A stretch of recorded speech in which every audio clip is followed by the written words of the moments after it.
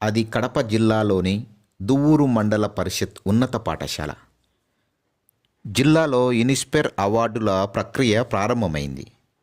ఈ ప్రక్రియ ముఖ్య ఉద్దేశం విద్యార్థులకు డబ్బు ఇచ్చి ఏదైనా ప్రాజెక్టును లేదా నమూనాను రూపొందింపజేసే భావి శాస్త్రవేత్తలుగా ఎదగడానికి స్ఫూర్తిని కలిగించుట. అవార్డుకు పాఠశాల నుండి ఒక అమ్మాయి ఒక అబ్బాయి దరఖాస్తు పెట్టుకోవాల్సి ఉంటుంది.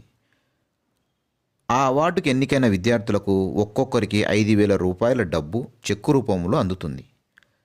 ఆ డబ్బుతో నమూనాలు ప్రాజెక్టులను తయారు చేసి జిల్లా స్థాయిలో జరిగే ఇన్స్పైర్ అవార్డ్స్ ప్రదర్శన ఉత్సవాలలో ప్రదర్శించవలసి ఉంటుంది. అక్కడ న్యాయ నిర్ణేతలచే ఎన్నికైన ప్రాజెక్టులు నమూనాలు రాష్ట్ర స్థాయి అధికారులచే సూచించబడతాయి. మీలో ఒక అమ్మాయి ఒక అబ్బాయి పేర్లు ఇస్తే దరఖాస్తు పూర్తి చేసి పంపిస్తాను అంటూ వివరించారు ప్రధాన ఉపాధ్యాయులు జయరామయ్య గారు. విద్యార్థులెవరూ ముందుకు రాలేదు. ఆయన మళ్ళీ మళ్ళీ చెప్పినా ధైర్యంగా పేర్లు ఇచ్చి పాల్గొనటానికి ముందుకు రావటం లేదు. అప్పుడు జయరామయ్య గారు ఇలా చెప్పారు. మీరు న్యూటన్ మహాశయుడు గురించి విని ఉంటారు. ఆయన ఒకరోజు చెట్టు కింద నిల్చొని ఉండగా అవకాశం అనేది కాయ రూపంలో చెట్టు మీద నుండి భూమి మీద పడింది.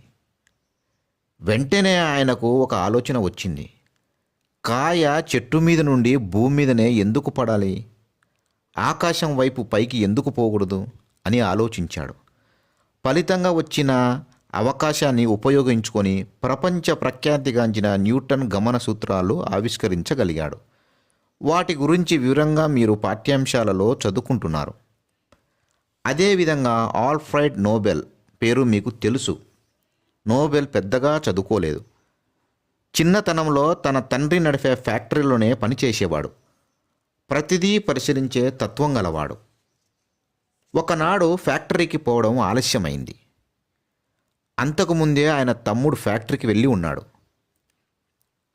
దురదృష్టవశాత్తు ప్రేలుడు జరిగి ఫ్యాక్టరీ పేలిపోయింది.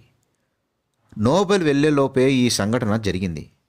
నోబెల్ తమ్ముడి మరణాన్ని చింతించాడు. ఫ్యాక్టరీ పేలిపోయిందని అధైర్యపడలేదు. ప్రేలుడు కారణాన్ని అన్వేషించాడు. చివరకు ఆ అన్వేషణ ద్వారా డైనమైట్ కనుగొన్నాడు. ప్రేలుడు ద్వారా ఆయనకు అన్వేషించే ఆలోచన చేసే అవకాశం వచ్చింది.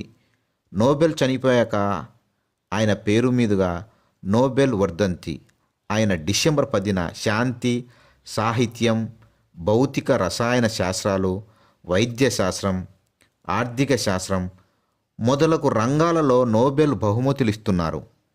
ఈ బహుమతి విలువ సుమారు 13 లక్షల అమెరికన్ డాలర్లు. న్యూటన్, నోబెల్ లాంటి వారు వచ్చిన అవకాశాలను ఆలోచనలను ఉపయోగించుకోవడం వల్లే ఆ స్థాయికి చేరుకున్నారు. అవకాశం అనేది ఎప్పుడు రాదు, వచ్చినప్పుడు అందుకోవాలన్నారు ప్రధాన ఉపాధ్యాయులు. ఆయన మాటల ప్రేరణతో నేను అంటూ విద్యార్థులు నమూనా ప్రాజెక్టుల ఆవిష్కరణలో పాల్గొనటానికి ముందుకు వచ్చారు.